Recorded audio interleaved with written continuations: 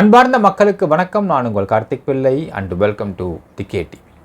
இந்தியாவில் அனைத்து மாநிலங்களிலுமே குழந்தை கடத்தல் அப்படிங்கிற சம்பவம் அதிகரிச்சுக்கிட்டு இருக்கு அப்படிங்கிறதையும், பெற்றோர்கள் கொஞ்சம் ஜாக்கிரதையாக இருக்கணும் அப்படிங்கிறதையும் உச்சநீதிமன்றம் வலியுறுத்தியிருக்காங்க. மக்களே, ஏன் டீட்டெயிலாக பார்க்க போகிறோம் இந்த பதிவில்.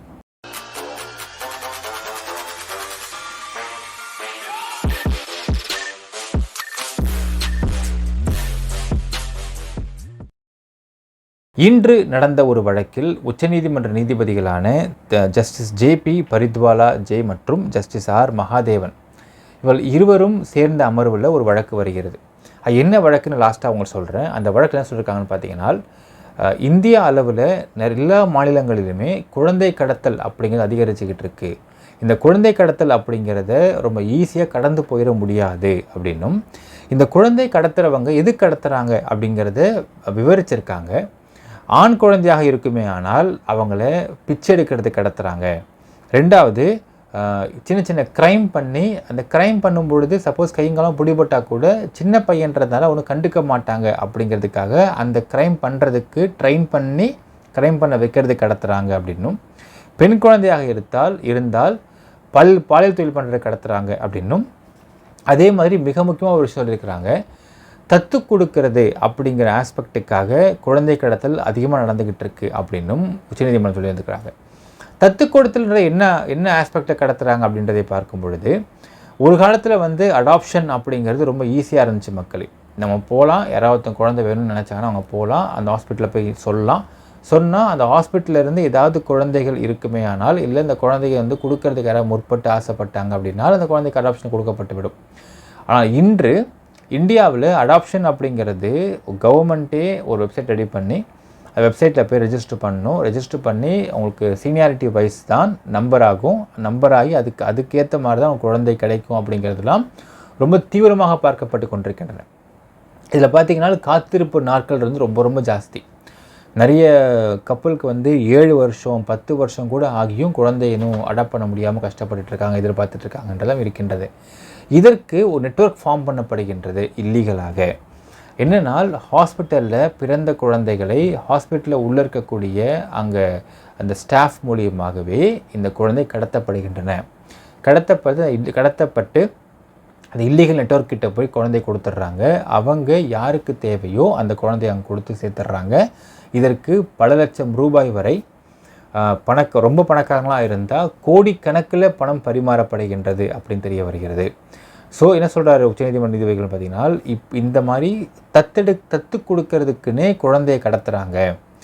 இது ஒரு மருத்துவமனையில் இருக்கக்கூடிய ஸ்டாஃபுங்களுடைய உதவி இல்லாமல் அப்படி பண்ணவே முடியாது. அதனால் இந்த தத்து கொடுக்கறது அதுவும் இன்ஃபேக்ட் பார்த்திங்கன்னா, இந்த குழந்தை கடத்தல் அப்படிங்கிறது நிறைய மாடர்ன் டெக்னாலஜி யூஸ் பண்ணி பண்ணுறாங்க அப்படிங்கிறதையும் வருத்தமாக தெரிவிக்கிறாரு உச்சநீதிமன்ற நீதிபதிகள். அடுத்து சொல்கிறாரு, ஒரு மருத்துவமனையிலிருந்து குழந்தை கடத்தப்படுகின்றது, அதுவும் குழந்தை பிஞ்சு குழந்தை கடத்தப்படுகின்றது அப்படின்னால் இது மருத்துவமனையோடைய உதவி இல்லாமல் செய்ய முடியாது, எஸ்பெஷலி ஸ்டாஃப்ஸ். ஸோ மருத்துவமனையிலேருந்து இனி எந்த குழந்தை கடத்தப்பட்டாலும் அந்த வழக்கு வந்துச்சுனால் அந்த மருத்துவமனைக்கு லைசன்ஸ் ஃபஸ்ட்டு கேன்சல் பண்ணணும். அடுத்தது மருத்துவமனையில் சம்பந்தப்பட்ட அனைவர் மீதும் வழக்கு பதிவு பண்ணப்பட்டு விசாரணை பண்ணப்பட வேண்டும். இதனை ரொம்ப சீரியஸ் அஃபென்ஸாக பார்க்கணும் அப்படின்னு வலியுறுத்துகிறாங்க உச்சநீதிமன்றம். இப்போ இந்த வழக்கு ஏன் வந்துச்சுன்றதை ஃபஸ்ட்டு பார்த்துருவோம். ஒரு 13 பேர் உத்தரப்பிரதேசத்தில் குழந்தைகள் கடத்தியிருக்காங்க. குரூப் குழந்தை கடத்தியிருக்காங்க, குரூப்பாக சேர்ந்து. அந்த குரூப்பாக குழந்தைகள் கடத்தப்பட்டது பெரிய இஷ்யூவாக மாறுது உத்தரப்பிரதேசத்தில். அதற்கு பிறகு இது வழக்காக பதிவு பண்ணப்படுது. ஏன்னால் குழந்தை காணாமல் போன பெற்றோர்களுக்கு புகார் கொடுக்குறாங்க. அந்த புகார் அடிப்படையில் வழக்கு பதிவு பண்ணப்பட்டு இது 13 பேரை பிடிச்சி ரிமாண்ட் பண்ணுறாங்க. ரிமாண்ட் பண்ணுறவங்களுக்கு லோயர் கோர்ட்டில் பெயில் கேட்குறாங்க, கிடைக்கல. அலகாபாத் உயர்நீதிமன்றத்தில் பெயில் கொடுத்துட்டு வெளியே போனவங்க அப்ஸ்காண்டிங், எங்கன்னே தெரியல. இப்போ இந்த வழக்கு நடத்தவும் முடியாது, 13 பேரை காணோம். இன்ஃபேக்ட்டு இதை லோயர் கோர்ட்டில் டிஸ்மிஸ் பண்ணுறது ஹைகோர்ட்டில் கிடைக்கிதுன்றப்போ அந்த ஹைகோர்ட்டுடைய பெயில் கிடைச்சதை எதிர்த்து இந்த போலீஸ் தரப்பு ஸ்டேட் போலீஸ் எந்த அப்பீலும் கூட போகலை அப்படிங்கிறதை உச்சநீதிமன்றம் சுட்டிக்காட்டி கடுமையாக விமர்சிச்சிருக்காங்க. எப்படி கேஸ் கோர்ட்டுக்கு வந்துச்சுன்னு பார்த்தீங்கன்னா, அந்த குழந்தை கடத்தப்பட்டு மீட்கப்பட்ட அந்த பெற்றோர்கள் ஜாயிண்ட்டாக சேர்ந்து உச்சநீதிமன்றத்தில் ஒரு அப்பீல் போடுறாங்க அகெயின்ஸ்ட் திஸ் பெயில்.